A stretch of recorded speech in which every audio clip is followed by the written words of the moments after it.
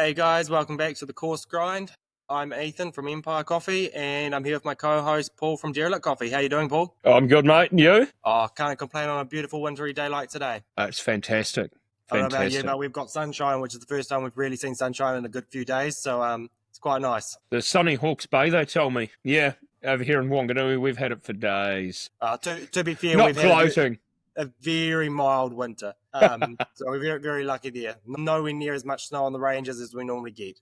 So we're back for another episode. We've lasted this long. Yeah, that's a phenomenon in itself, right? Well, I just want to say well done to all of you who have stuck around this long. Like, there's probably therapy and medication available at 3 a.m. in the morning. Let's talk home coffee. Home coffee. Yeah, I want to just throw it out there to people that coffee isn't just made in cafes. No, it's not. And I'd actually like to reference here a podcast that we both listened to recently from Andrew Lowe, CEO of Coffee Supreme, talking to the boys at It's Just Coffee podcast. And he was talking about, how Coffee Supreme expanded from just being New Zealand to Australia and in the Japanese market, and how different it is going from the New Zealand and Australia market to Japan, where, coffee is still not it's a growing thing there, but it's still not really a big thing. Right? They're a tea drinking nation. Most coffee, one, because of that, but also because for them, they ritualize things so much. 80% of coffee drinking in Japan, give or take,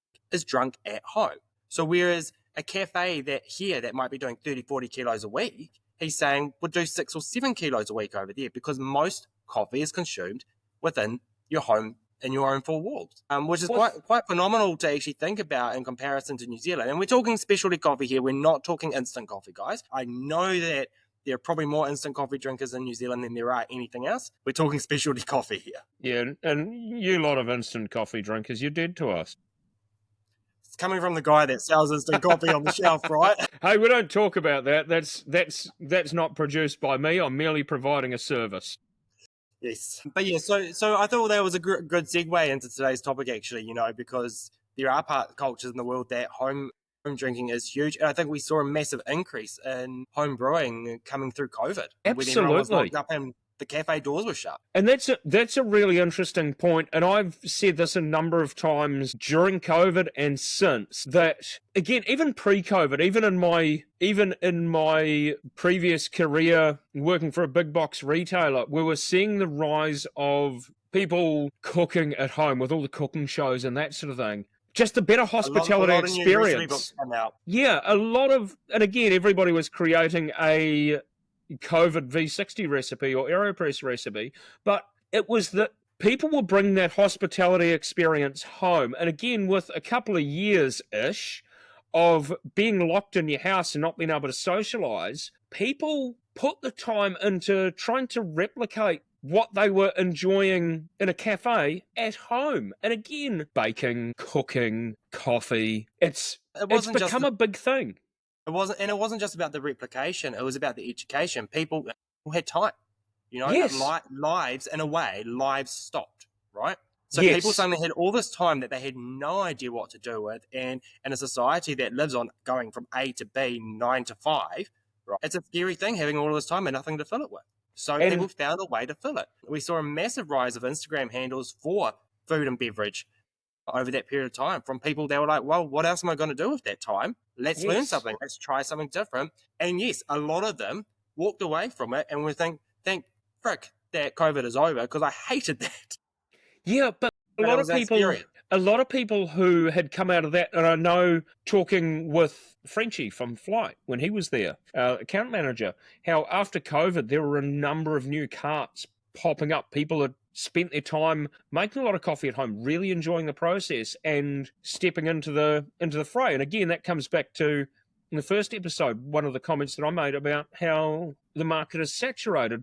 One of the points that I was intending to make here is that during that whole process, I'd said about the whole hospitality industry in general, and I think we're kind of seeing the slowdown of it now, but was once all the restrictions and everything were removed, anyone who was looking at being back to normal, which I do not like the word normal, after all of that scenario, it was going to die a slow and painful death because the consumer was expecting better things now because they were so much closer to what they were able to get in the cafe, in the restaurant. And so, again, it was that let's focus on what you can't do at home. And again, that's where we're seeing a lot of controversy in the media over different businesses and sectors of the industry across the entirety of like the food and beverage market, the portion size or the quality going down while trying to keep the price rises low or not changing. And so there's some large confectionery companies that have done that with their chocolate bar sizes and things like that. The home baristas really had the opportunity to come in and shine, and I've seen a lot of conversation recently where they're saying the home barista, be it espresso or just coffee making in general, is the new hotbed of innovation. The machines are catching up. The technology's probably actually better at home in a lot of cases than what we're seeing in a commercial application because it moves faster. A home machine under $2,000 for argument's sake, as opposed to 20 to 30, maybe even 40,000 in the cafe. I think it's also worth noting that time that was given is quite an underrated thing. I think we look at coffee from an espresso perspective, but that time gave the ability for people to delve deeper than espresso to everything but, so to speak. Yes. Quoting Scott Rao there. Like, we gave the ability to look into things that brewing methods that do take time.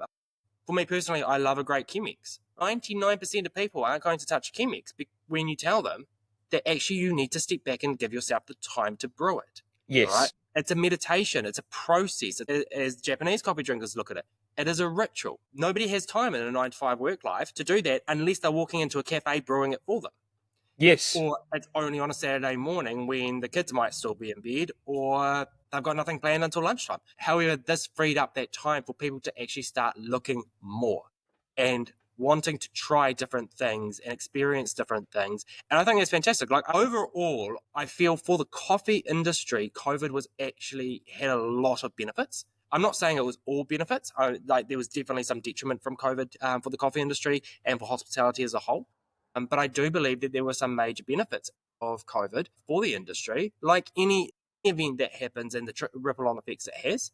And one of them was the fact that people had the time to experience and the time to learn and educate themselves. And yeah, so I think we should get kicked into a couple of these things that we want to iron out of people's home brewing techniques. Do you want to hit us with the first one? Yeah. What's your first of your big top 3 mistakes or issues that you feel home brewers have? One of the biggest things, and I've touched on this in one of the previous pods, is without sounding like a coffee wanker about it, cafes make espresso look easy. We can bang out good coffee after good coffee after good coffee. You can do it while standing there, looking the opposite direction, having a conversation because you're used to the noises, you're used to the times. You've done it so many times, and so we do make espresso look really easy. And in fairness, you can walk into pretty much any cafe and get that average 6 to 8 out of 10 coffee. Right? Yes,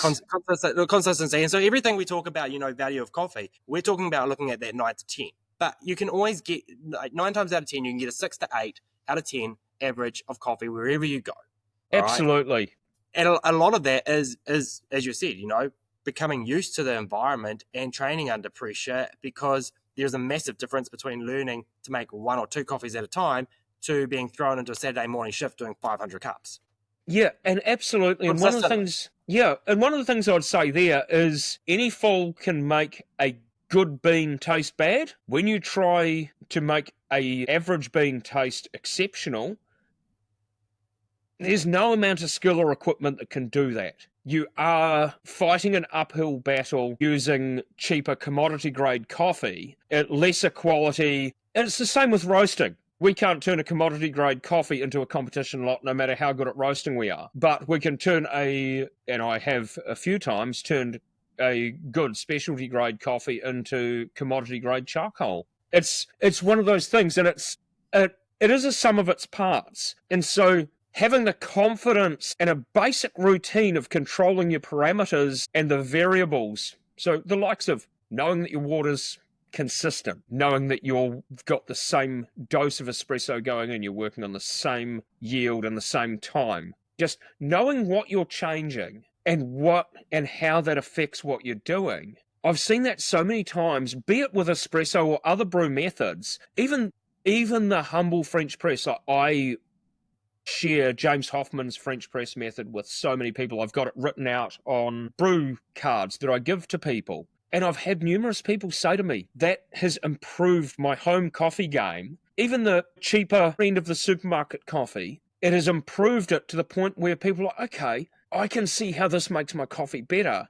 And therefore, I'm prepared to spend a little bit more money on a more expensive coffee, knowing that it's not going to taste muddy. It's not going to taste like you're going to get the benefit of it just by having some simple tricks and just some basic knowledge. Basic knowledge goes a long way. I think it's worth to note as well. A lot of people they try once or twice and then they give up. They get frustrated because they can't seem to get it right. Like baristas have years of experience behind them. People that are working with chemixes or aeropresses or so on and so forth, and doing it professionally, have years of experience behind them. And they've studied, they've learned, they've YouTubed, they've podcasted, they've blogged, they have absorbed information. They've not given up. And I think the big thing is that I see a lot of people say, I got the aeropress sitting on my shelf now. I just wasn't quite happy with what I was getting out of it, so I just leave it there. Go back to buying instant coffee or just getting my coffee from a cafe. We don't have that attention span, and so I think you've got to give yourself that time. You've got to give yourself that grace to actually really invest into it. And I'm not saying you have to. I mean, AeroPress is in my mind, is the perfect home brew method for anybody. I feel you can make a really, really, really dumbed down coffee on an AeroPress and be happy with it. Or you can get really super technical with it. Maybe not to the level that you can with, say, a Chemex or a V60, but enough. I mean, technical enough that we have national championships just for brewing an AeroPress. Well, right? World Championships. World Championships. We don't have that for a Chemex as far as I'm aware. Well, my point is that you've got to give yourself the time. And it's the same thing with an espresso machine. You have got to give yourself the time. If you don't want to give yourself the time and you still want to be making specialty coffee at home, don't get an espresso machine. Don't get a Chemex. Buy a pod machine. Yeah. Honestly, buy an espresso pod machine. Pre-COVID, I was completely against them. Post-COVID, everyone that couldn't afford to buy an espresso machine bought a pod machine. We bought out our main blend and pods and our decaf and pods, and then we bought out our Citadel blend, which we now no longer have available, and we sold a huge amount because people wanted really good coffee. They just didn't want to go to the time and effort to learn how to, and that's fine, right? You do you. But if you're going to buy an espresso machine, or you're going to buy into the filter game, you need to give yourself that time, that space, and that grace to actually learn and to perfect, and not expect to be able to do it overnight. And absolutely. Don't think that you can go do a 3-night, 3-evening course at a polytechnic or any other institution and be able to nail making cafe level coffees. It takes time in the market, time in the game, practice. So there is a rule, and this applies to everything: 10,000 hours before something becomes second nature. When I first started in the industry working for coffee roastery, up-and-coming coffee roastery, that's now one of the leaders in the New Zealand market. Back when I think we were putting out 180 kilos of coffee a week. It was just me and the owner here in Napier, one of the owners here in Napier. Basically, he said to me, I was green, I was 16, I think. And he said to me, cool, you want to learn how to steam milk? Don't even think about it. I had to pour 100 spot-on espressos and consecutively, not like all in one day, but like across the week, there could not be a single muck up before I was allowed to learn how to steam milk. That's a lot of espresso. That's a lot of espresso. It takes practice. Practice is everything. So don't just give up on it. Like, give yourself the time and actually play and have fun. Yep. And realize as well, just like you might brew a coffee and you might not like it. It might not be the brewing. It might not be the coffee. It may well just be your palate. And I think there's a lot of misconception here.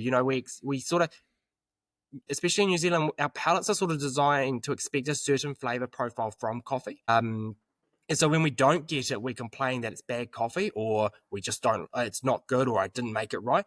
But coffee has such a large spectrum of flavor profiles, especially if you start talking going from the Robusta all the way to specialty grade Arabica. There is so much flavor profile to work with. So a lot of the time, it's actually not a bad coffee. It's just our palate isn't refined for it. Well, funny you say that. Palate fatigue is a real thing when it comes to tasting a lot of things. Dehydration messes with your palate something wicked, and even things like a cold, fever, etc. And a funny story, my Matairi blend, a flagship blend, the first one I developed, took 2.5 months to get it right.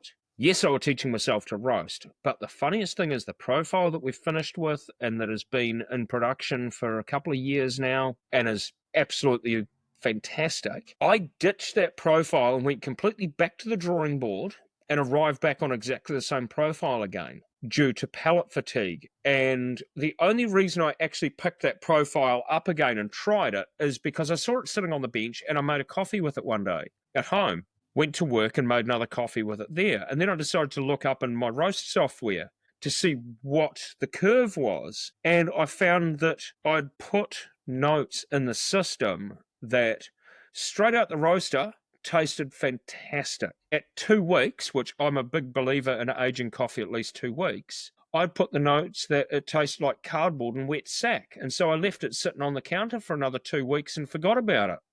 And that was purely down to my palate because I remember at the time, my control coffee, my favorite coffee at the time was a Zuba, which is a Burundi it's a Burundi natural that Flight had and which I was serving at the time. And so many of my customers still talk about this coffee. Even that did not wow me. But I never made that correlation. So this is the importance of controlling variables. Like I knew that the dose, the yield, the time, everything were the same. The machine, the water, everything.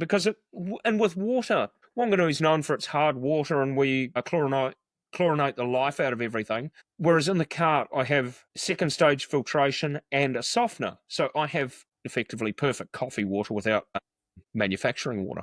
And some coffees will extract more with a hard water. And so I couldn't work out why I'd make a V60 one at home and it'd be beautiful, go to work and make it to the same recipe, the same time, the same dose, the same technique, and it would taste different.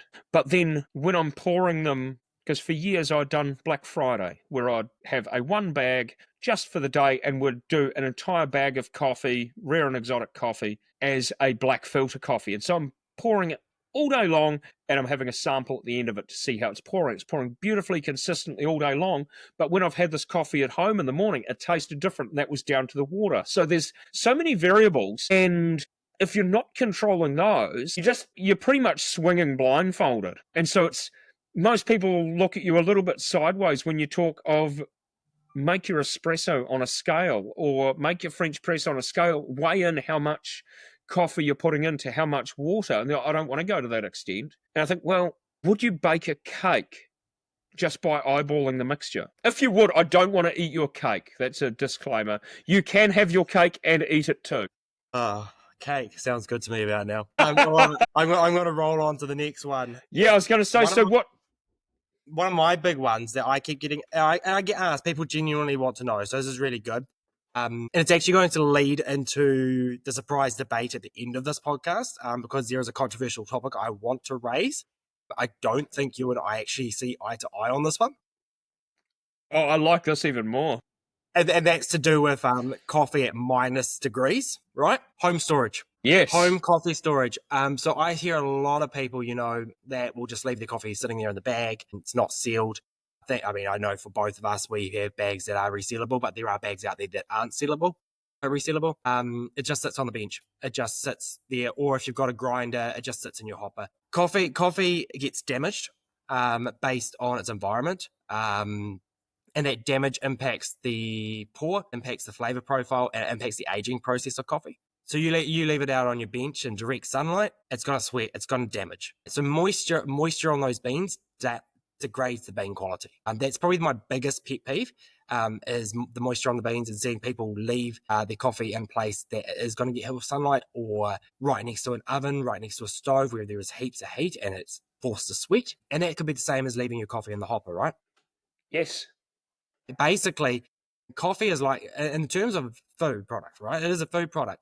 Treat it like a food product. It's a baked good. It's roasted, but it's a baked good in the essence that it needs to be in an airtight container. It needs to be hidden away in the dark. Put it Yeah. in a jar, put it in the cupboard. It's that simple. Make sure it's airtight as best you can. Keep it away from water. Keep it away from residual heats that you just doesn't need to be near. All right. I say treat your coffee like your bread. Store it in the packaging that it came in, store it in a cool, dry place, squeeze the air out of it. Yep. You can freeze it, but only once. Yeah, and we're going to talk about that. That right there is the controversial debate we're going to talk about later on. Fight me.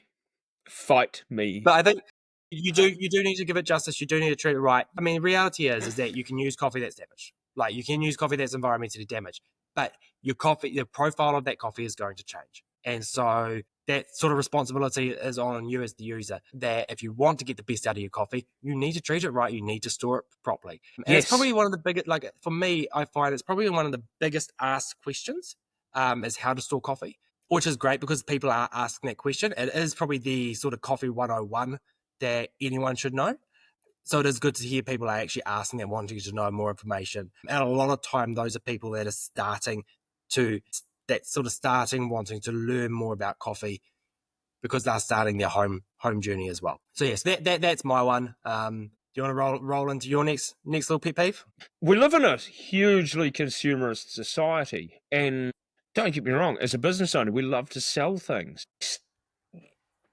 The best way to improve your coffee game is mastering the brewer that you have. And I've seen a lot of conversations around this recently with consumerism about everybody looking for the next good new brewer to solve all of their worldly coffee problems. And I think, as we've said before, the best way to do that is with practice, it is with time. And I'm as guilty as the next for going down the road of multiple brewers over the years. Every now and again, I'll fall out of love with a brewer, but ultimately, I'm seeing a lot of my customers finding really good results out of like your humble mocha pot or your French press. Again, if you're wanting to save some money and make some coffee at home, these devices are things that you can pick up for a couple of bucks at a second-hand shop. You can master those and get a really good coffee. Your mocha pot, done well, is going to give you as good of an espresso as an espresso machine, and it's not going to steam your milk.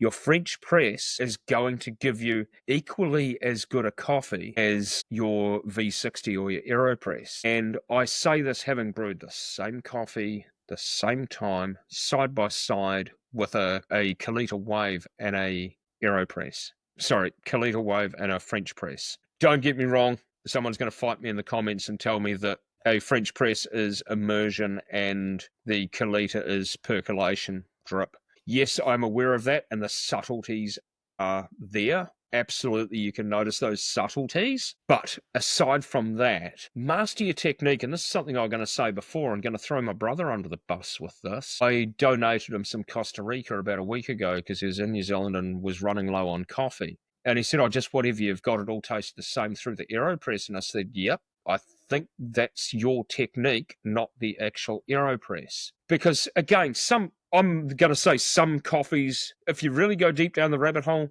some coffees will work better with different brewers because they highlight different 100%. things.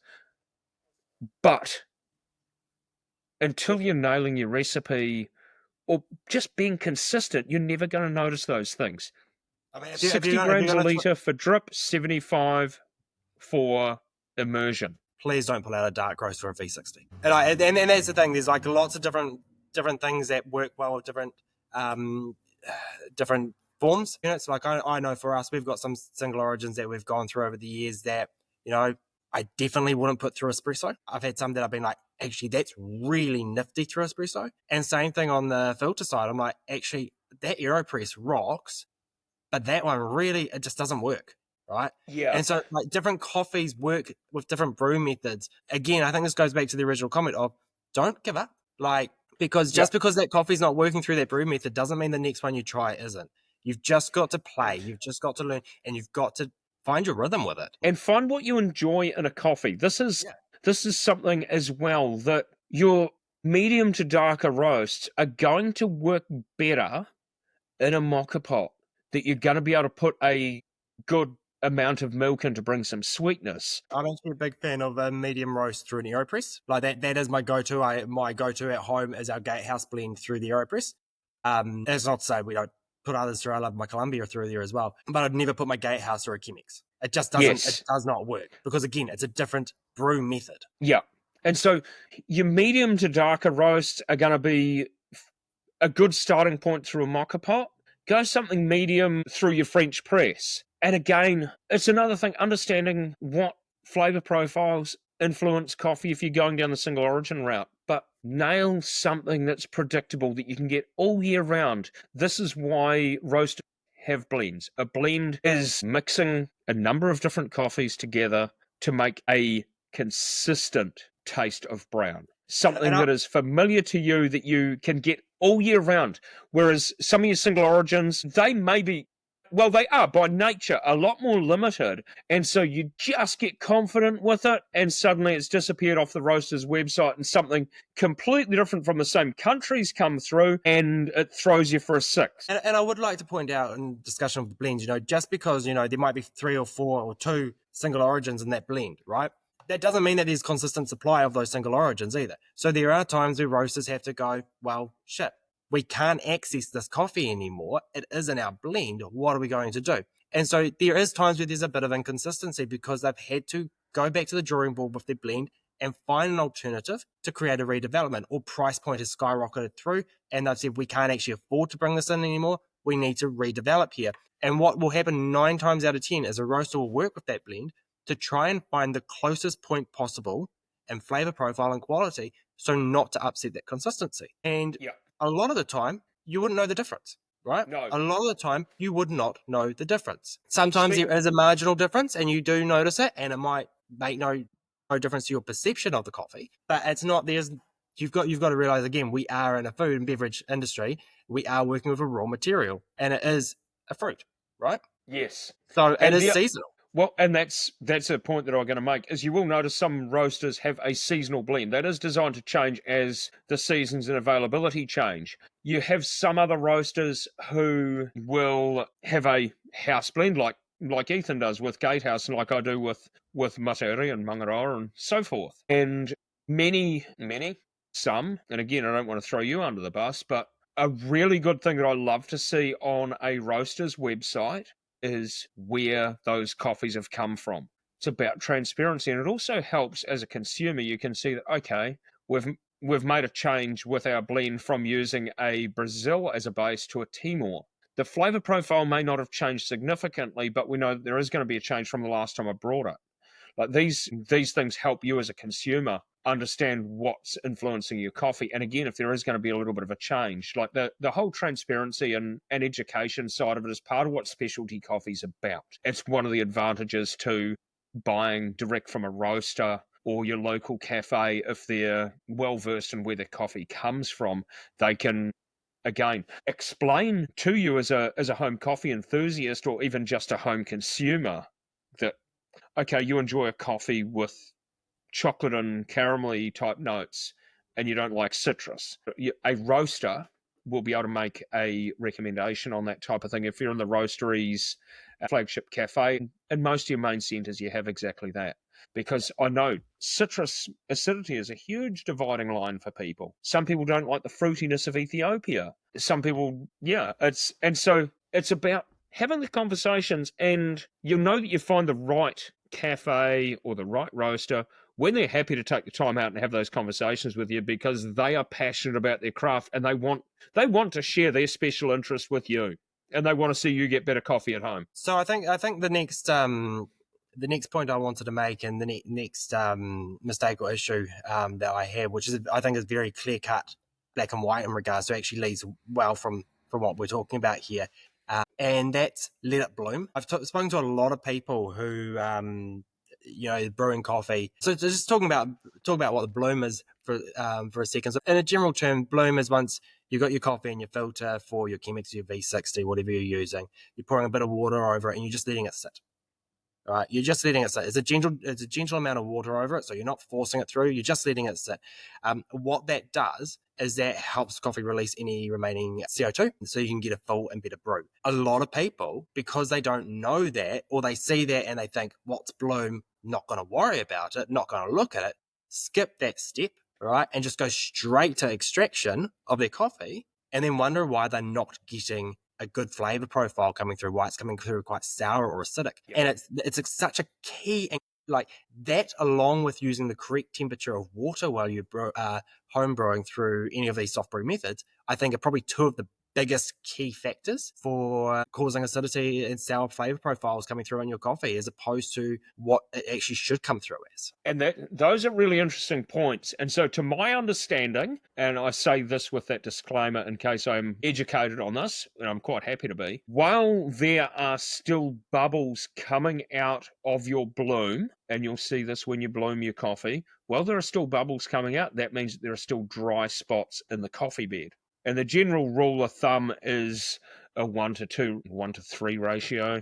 I normally about 18 grams of coffee, I'll do a 50-gram bloom, so whatever that works out to be. And there's various ways of making sure that your coffee bed blooms correctly. And again, the Rayo spin, as it's been termed, is a really good way of doing that with the likes of a V60 and so on. I was also going to say with the sourness and things like that, that in many cases comes down to channeling, because you've got those dry spots, but the water, because there's a large volume of water, has found the path of least resistance, as water and therefore electricity as well take. So it's that even saturation allows for a much better coffee bed.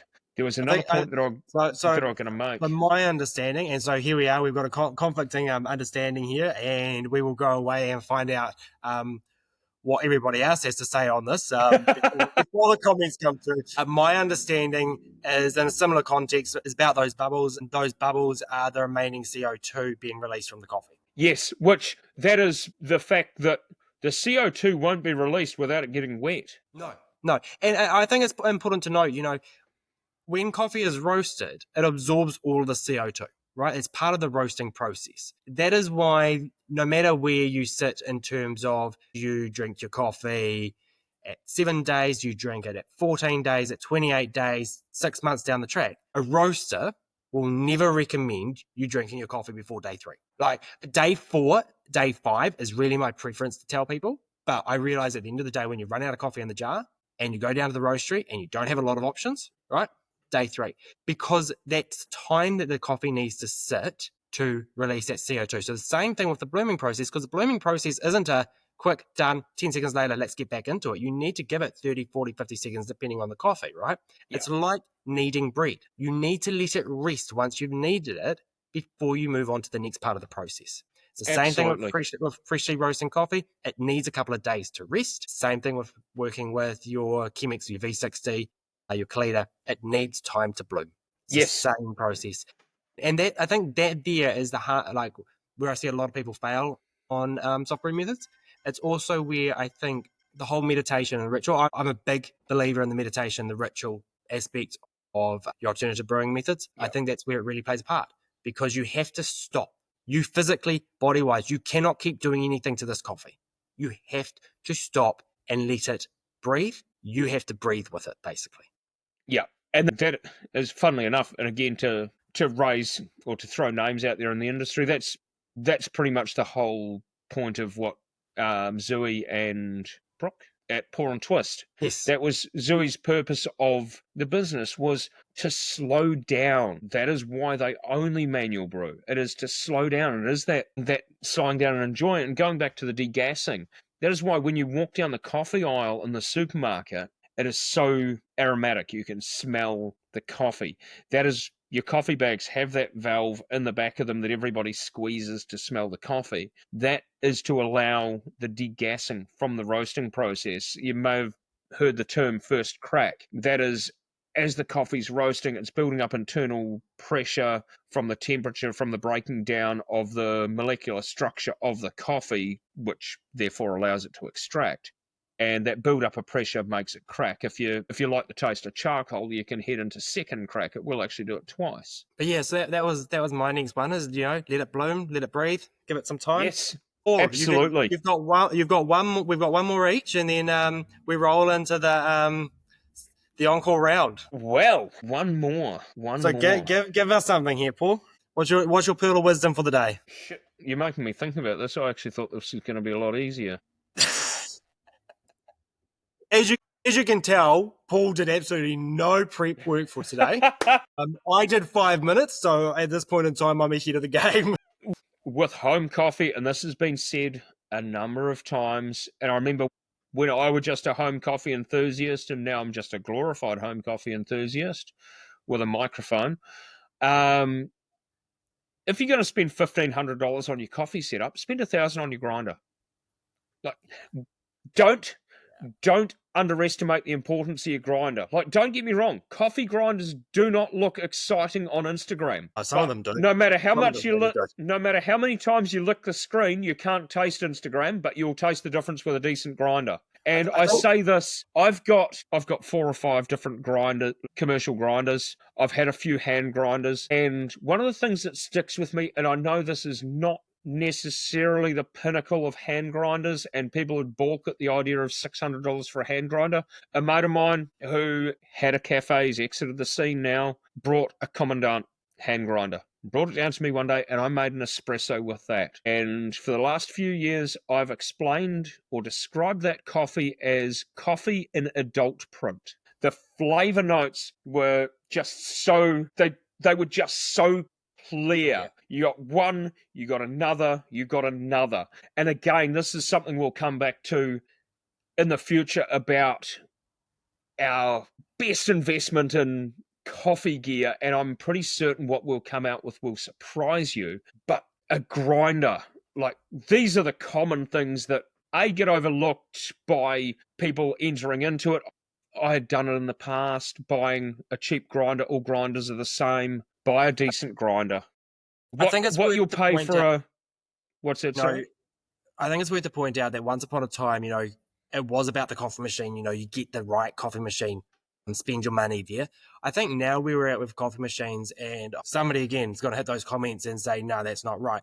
But I think coffee machines overall are at a point where there is great level of technology and consistency in them, and they're growing and they're changing and stuff. And it's not to say there isn't with a grinder, but you can get a consistency through a coffee machine, whether you go for a Lamazocco, whether you go for a Wagga, whether you go through a Black Eagle. Yeah. All right. Yes, I mix those 3 up there. I am going to get some nasty comments. With a grinder, there is still quite a stark difference. Yes. You still see major differences. And even you can run top line grinders, right? And even going from one to another, you'll still actually get minute differences in the flavor profile that's coming from your extraction.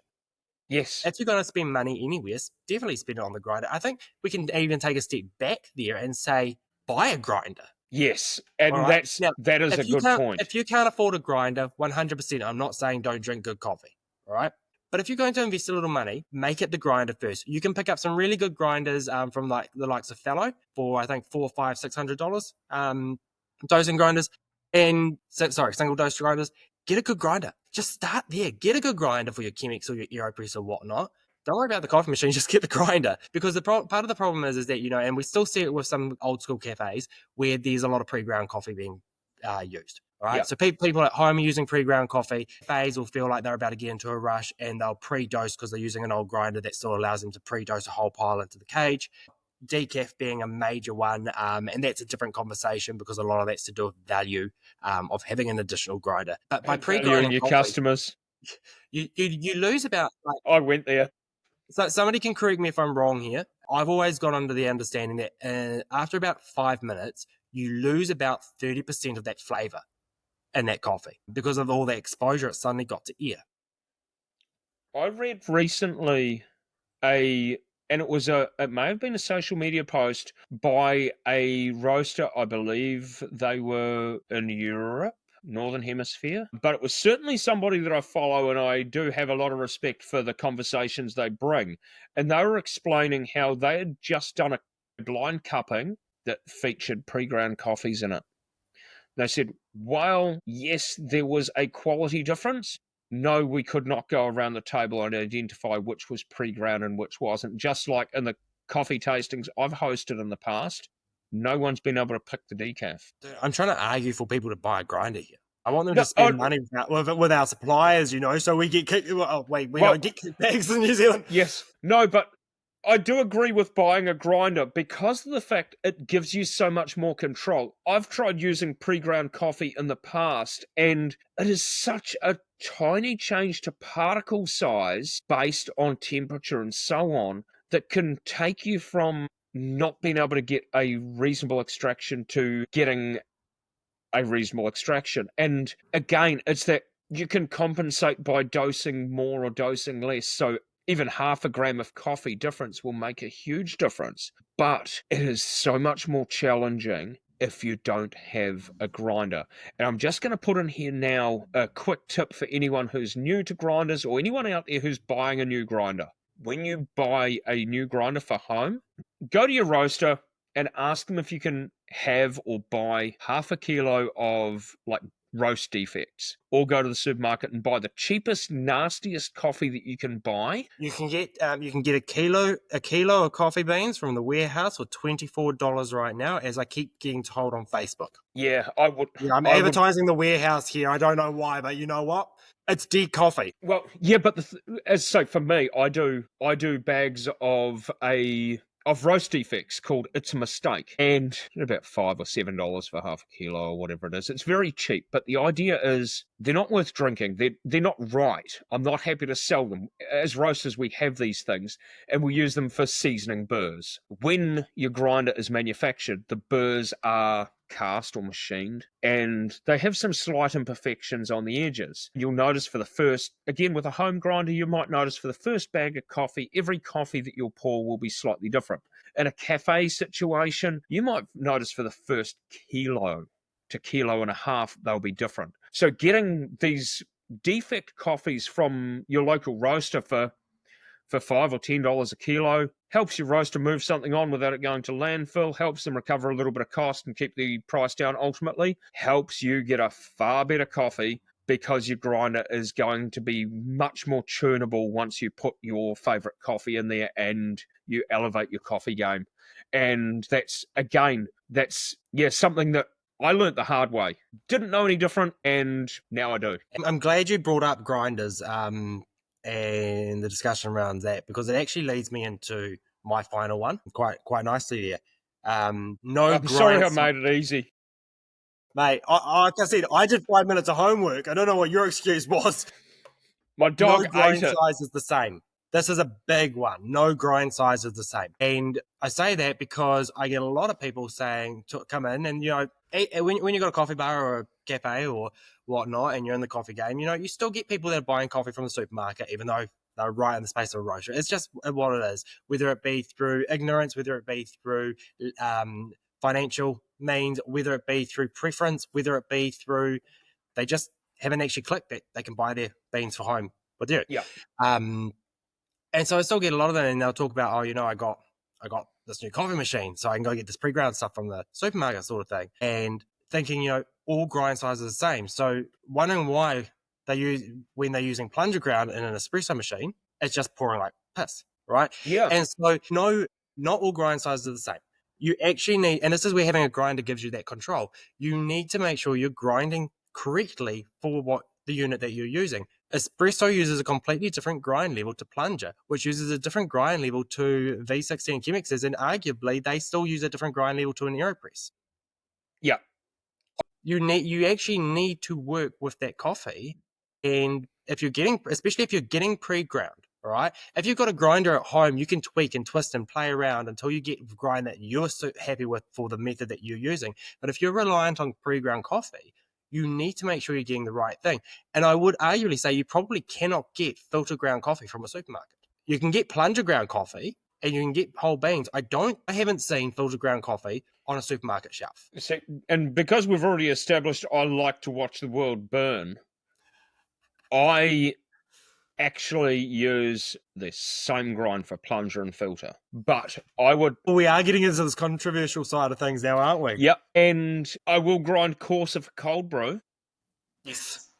I think Like, I also think, I mean, I'm talking on the purposes of the pre-ground, right? If you're Yes, buying pre-ground. So you need to make sure you're buying that differential. I think, like, absolutely.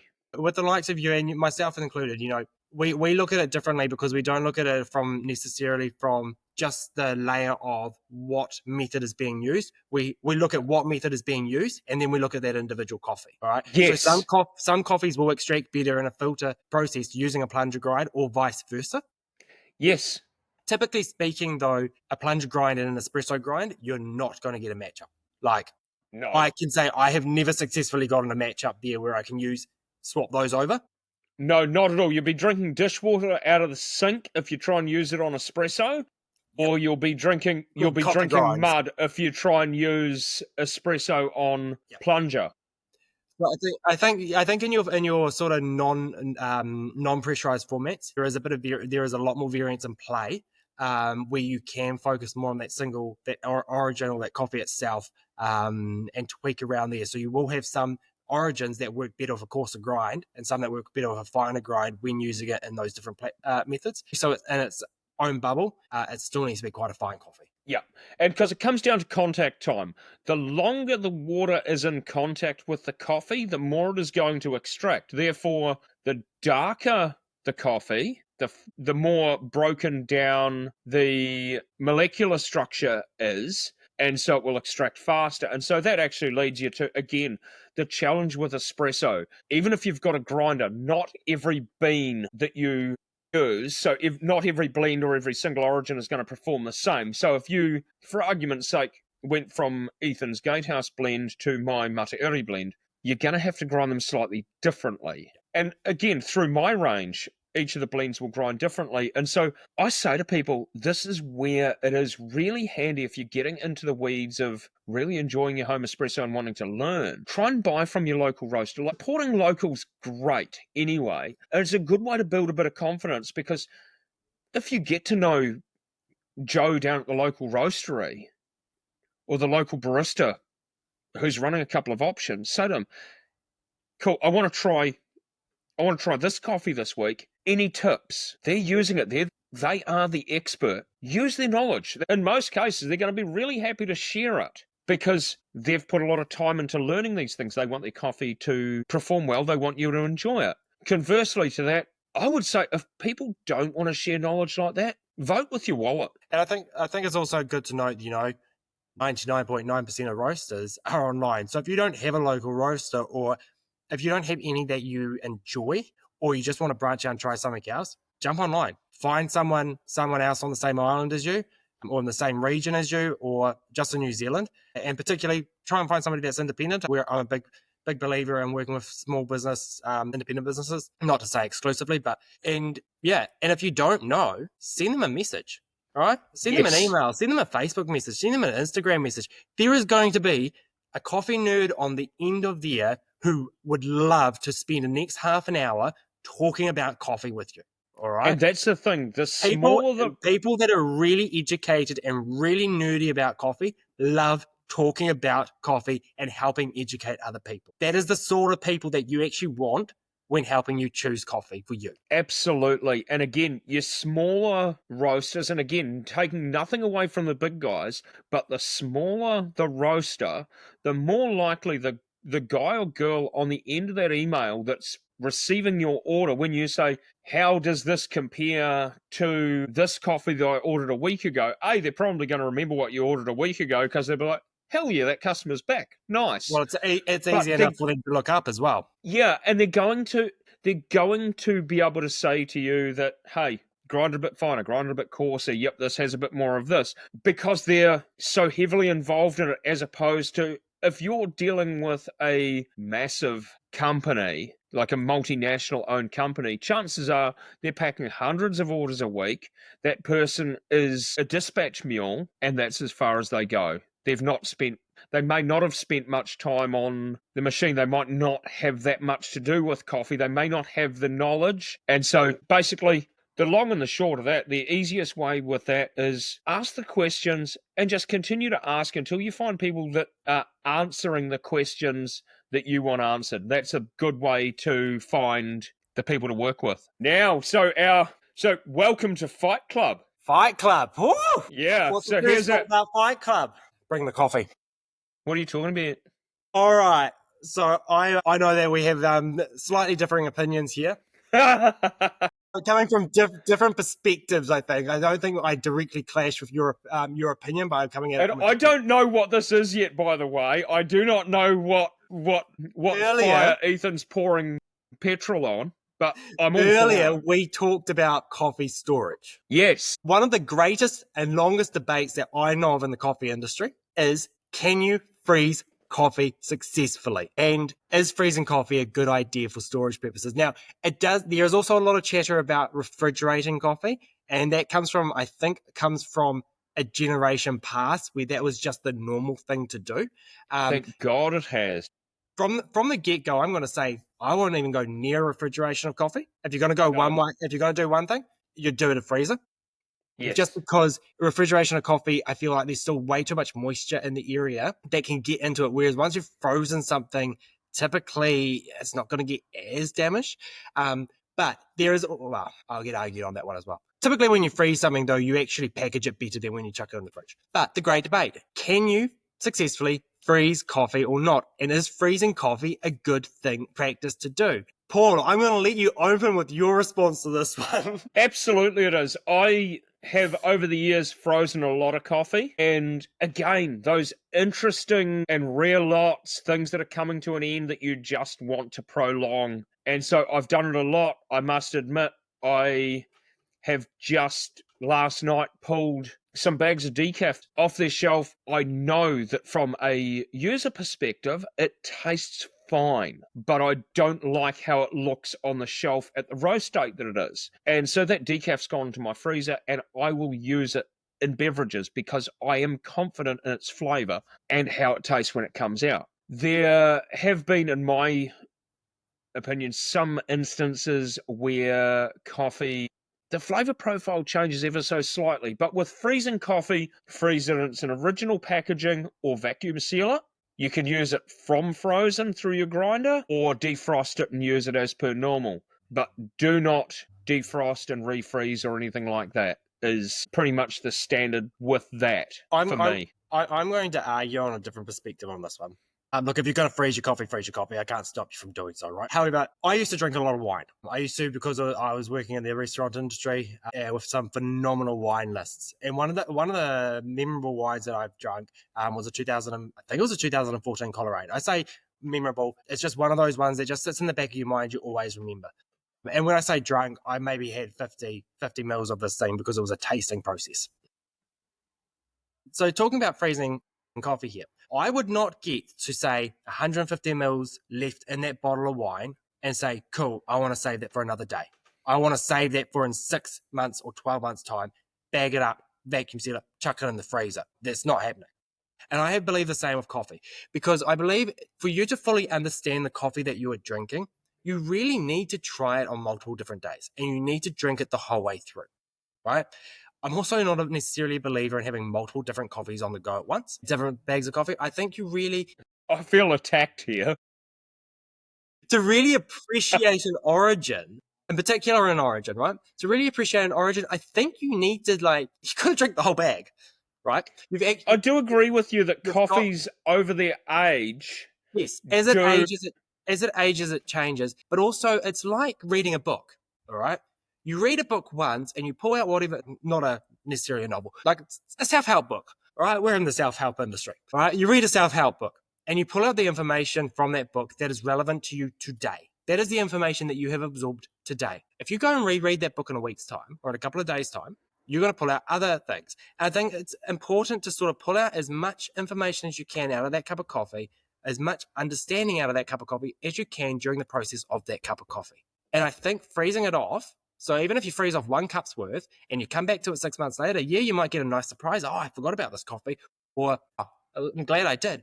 But if you're going to get that single drink out of it, you're not going to be able to sort of pull as much. If you've, I'm trying to articulate this right. If you have a cup today and a cup tomorrow and a cup the next day, you are going to start tasting slightly different notes as you go along, as your palate sort of recognizes what it already knows and starts drawing for new information from it. And And so I feel like for me, I'm a big believer, if you're going to crack open a bag of coffee, go from start to finish. There shouldn't be any need to put it into the freezer.